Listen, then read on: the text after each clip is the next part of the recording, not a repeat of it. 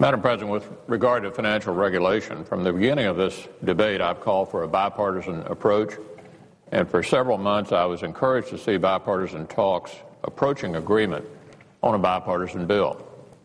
Somewhere along the line, these talks got off course, leading to Democrats pulling away from bipartisan efforts, and then a party line vote in committee, and the Democrat leadership's stated desire to bring a bill to the floor that had, in effect, bipartisan opposition.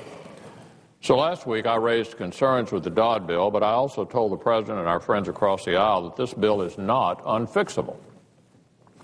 It is important for the country and the taxpayer that we get this right, that we put them before politics.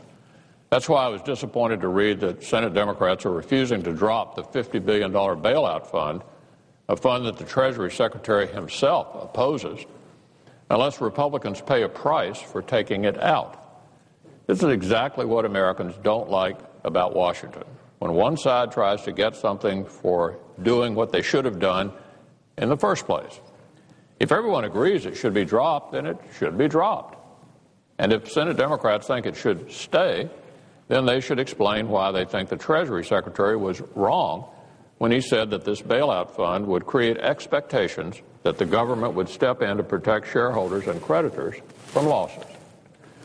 Now, both sides have expressed a willingness to make the changes needed to ensure, without any doubt, that this bill won't put taxpayers on the hook for future bailouts of Wall Street banks.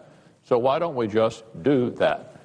I'm heartened to hear that bipartisan talks have resumed in earnest, and in my view, the progress we've seen over the past few days is proof that I was right to raise concerns about this bill when I did. As I said, the best way to get a bill with the credibility of bipartisan support is to allow bipartisan talks to continue. Let's fix this bill and have bipartisan reform. Madam President, I yield the floor.